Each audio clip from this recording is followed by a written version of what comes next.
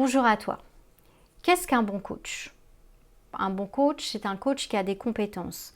Évaluer des compétences n'est pas si simple et la Fédération internationale de coaching a fait un gros travail par rapport à l'évaluation des compétences. Elle fonctionne d'ailleurs sur une matrice de 11 compétences avec de nombreux marqueurs depuis des années. Et cette année, elle a décidé de faire évoluer ses compétences et des 11 compétences, on est passé à 8.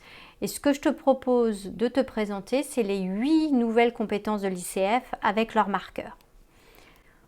Tout d'abord, pourquoi te présenter ces compétences? À quoi ça sert? Tout d'abord, ça va te servir à t'auto-évaluer. Est-ce que tu as acquis la compétence ou pas? Est-ce que tu sais bien faire les choses ou est-ce que tu as encore de la marge de progression? À travers des critères objectifs et observables, tu vas savoir exactement qu'est-ce que tu as acquis et qu'est-ce que tu as à développer. Donc c'est vraiment dans l'idée de progresser. Alors bien sûr, tu peux t'en servir quand tu vas avoir une évaluation, un assessment ou tu veux passer une accréditation, mais l'idée c'est surtout d'utiliser ça comme outil d'auto-progression, un outil assez régulier. Alors ce que je te propose, après si tu le souhaites, c'est de télécharger les 8 nouvelles compétences et aussi un outil d'auto-évaluation qui te permettra de savoir où tu en es dans ton coaching et surtout comment encore progresser par toi-même dans tes accompagnements. Alors, qu'est-ce que je te propose pour cet agenda? En premier, de regarder les 11 compétences versus les 8 compétences, ensuite de voir les 8 compétences en détail avec leurs marqueurs. Après, si tu veux, tu pourras télécharger une auto-évaluation et je reste à ta disposition si tu as quelques questions que tu peux me poser en privé. Au départ, je me suis demandé comment est-ce que j'allais vous présenter les 11 compétences versus les 8 compétences. Je me suis dit que ça serait assez confus si je vous présentais les différences. Pourquoi? Parce qu'il y a des personnes qui ne connaissent pas les 11 compétences. Ensuite, parce qu'il y a des personnes qui ont tellement intégré les 11 compétences qu'ils ne sont plus en train de regarder quel est l'alinéa, quel est le critère, quel est le marqueur. Donc ça allait aussi créer de la confusion. Donc j'ai pris le parti de vous présenter uniquement les 8 compétences, sachant pour ceux qui maîtrisent bien les 11 compétences que vous êtes dans la même ligne. Il n'y a pas d'énormes changements. Il y a quelques nouveautés, une réorganisation des compétences, mais on est vraiment dans la même ligne que l'on travaille depuis des années. Première compétence, fait preuve d'éthique dans sa pratique. Deuxième compétence, incarne un état d'esprit de coaching. Troisième compétence, définit et maintient les contrats. Quatrième compétence, développe un espace de confiance et de sécurité. Cinquième compétence, reste en présence. Sixième compétence, écoute activement. Septième compétence, suscite des prises de conscience. Huitième compétence, contribue à la croissance du client. Fait preuve d'éthique dans sa pratique. Compétence 1.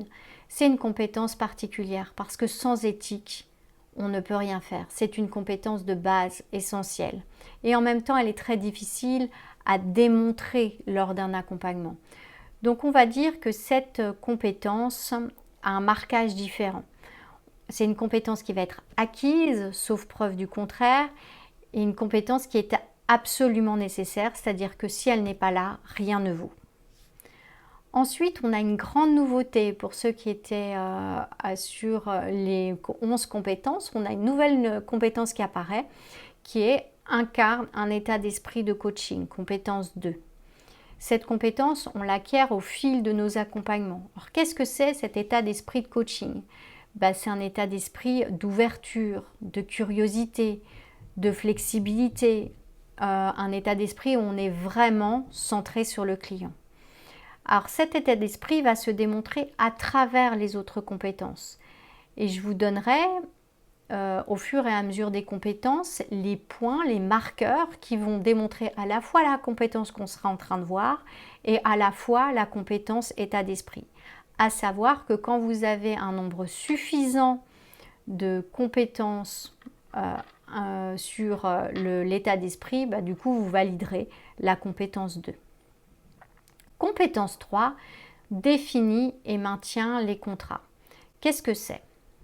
Le coach est en partenariat avec le client pour identifier ou reconfirmer ce que le client veut accomplir durant la séance. Le coach est en partenariat avec le client pour définir ou reconfirmer là où les mesures de succès relatives à ce que le client veut accomplir durant la présente séance. Le coach questionne ou explore en quoi c'est important ou significatif pour le client d'obtenir ce résultat durant la présente séance. Et enfin, le coach est en partenariat avec le client pour définir ce que le client pense qu'il a besoin d'aborder pour atteindre ce qu'il veut accomplir durant la présente séance. Qu'est-ce que ça signifie ? Vous pouvez remarquer que là, nous avons beaucoup le mot partenariat. Et c'est vraiment une co-construction. On est en train de danser ensemble. Le coach et le coaché, c'est une danse, c'est une co-construction. On travaille ensemble, main dans la main. Là, de quoi est-ce qu'on a besoin pour valider cette compétence ? On va avoir besoin d'un objectif clair qui est reconfirmé. On va avoir besoin des mesures de succès. Qu'est-ce qu'on attend à la fin de cette séance ? Qu'est-ce que la personne elle veut ? Avec quoi est-ce qu'elle veut repartir ? On aura besoin aussi de savoir en quoi est-ce que c'est important, quoi est-ce que c'est significatif pour la personne et enfin de quoi est-ce qu'elle a besoin pour atteindre cet objectif. Donc si vous avez ces 4 éléments, vous aurez du coup la validation des critères pour la compétence 3. Compétence 4, on va avoir développe un espace de confiance et de sécurité. Et là, c'est vraiment essentiel. Si vous n'avez pas cet environnement de confiance et de sécurité, la personne ne va pas pouvoir s'ouvrir. Donc, comment est-ce qu'on va voir que vous avez cet espace de confiance et de sécurité ? Le coach reconnaît et respecte la singularité des talents, des idées et du travail du client dans le processus de coaching. Vous remarquez que le 4.1 est en doré. Comme le 4.1 est en doré, ça veut dire que c'est aussi un élément du mindset, de l'état d'esprit, de la compétence 2. Le coach fait preuve de soutien, d'empathie, de sollicitude envers le client. Le coach reconnaît et soutient l'expression des sentiments, des perceptions, des préoccupations, des croyances ou des suggestions du client. Là aussi, on a le 4.3 qui est en doré. Ça veut dire que ça fait partie aussi de la compétence 2. Le coach est en partenariat avec le client en l'invitant à réagir de quelque façon que ce soit à ses interventions et en accueillant sa réponse. Donc qu'est-ce que ça signifie ? Ça signifie qu'on a besoin de créer un environnement propice à l'accompagnement, avec une attention particulière, une empathie, un soutien de la personne. Ça veut dire quoi ? Ça va passer par plusieurs choses. Ça va passer par le respect du client, de qui il est, de ce qu'il exprime, et de l'accueil de ses réactions. Compétence 5, reste en présence. 5.1, toujours en doré, le coach agit en fonction de la personne dans son intégralité, le qui. Le coach agit en fonction de ce que le client veut accomplir durant la présente séance, le quoi. Le coach agit en partenariat avec le client en le soutenant dans le choix de ce qui survient durant la présente séance. Le coach fait preuve de curiosité pour apprendre plus de son client. Le coach laisse la place au silence, aux pauses et aux réflexions. Donc là, c'est la même chose. Pour rester en présence, ce qui va être important, c'est d'avoir cet environnement qui suscite la présence, c'est-à-dire avec des pauses, avec des silences. On est là, on est vraiment là pour le client. Ça va se faire dans la co-construction et ça va être la co-construction avec le qui est la personne. On va pouvoir réagir à ce que la personne elle est, à la situation, au quoi. On va aller dans la curiosité, comprendre la profondeur de la personne. Écoute active, compétence 6. Les questions et les observations sont personnalisées en fonction de ce que le coach a appris sur qui est le client ou sur sa situation. Le coach questionne ou explore les mots utilisés par le client. Le coach explore les émotions du client. Le coach explore les changements d'énergie du client, les signes non-verbaux et les autres comportements. Le coach questionne ou explore la façon dont le client se perçoit ou comment il perçoit son monde.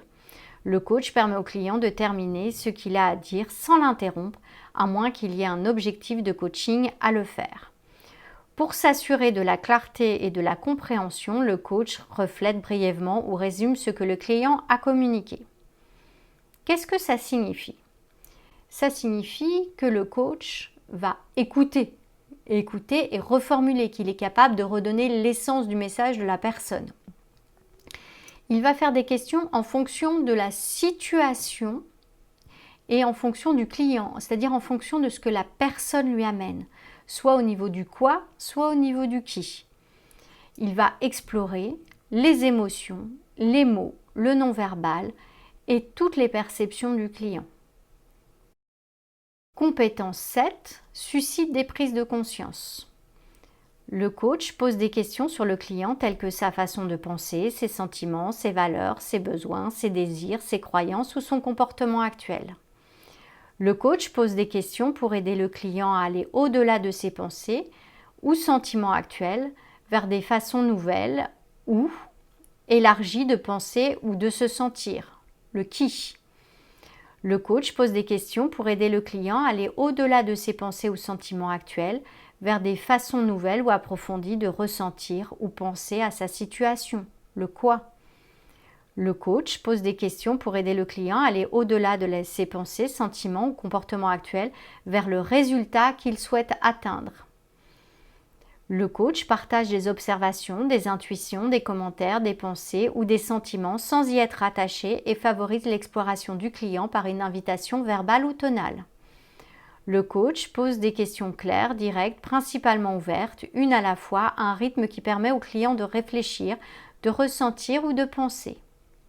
Le coach utilise un langage généralement clair et concis. Le coach permet au client d'être celui qui s'exprime le plus. Qu'est-ce que ça signifie? Ça signifie que la personne va écouter activement, qu'on va pouvoir voir que la personne écoute activement à travers deux choses, à travers ses partages et à travers ses questions. Donc au niveau de la forme, on va avoir un temps de parole particulier, c'est-à-dire que bien sûr c'est le coaché qui va parler le plus. Le langage va être clair et concis pour le coach. Les questions seront directes, principalement ouvertes, une à la fois, avec un rythme adapté. Donc là, on est au niveau de la forme.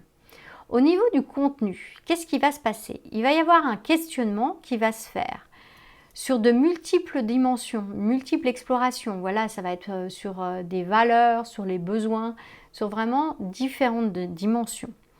On va avoir un questionnement qui va être sur la personne et sur la situation. On a toujours ces deux dimensions. C'est la personne et la personne à travers sa situation et sa perception de la situation. Et vers les résultats attendus. Au niveau du contenu, en termes de partage, on va avoir les observations, les intuitions, les commentaires, les pensées et les sentiments. Tout ça, vous vous souvenez, en restant détaché de ce qu'on va partager. Compétence 8. Contribue à la croissance du client. Le coach invite ou permet au client d'explorer ses progrès vers l'atteinte de ce que le client voulait accomplir au cours de la présente séance.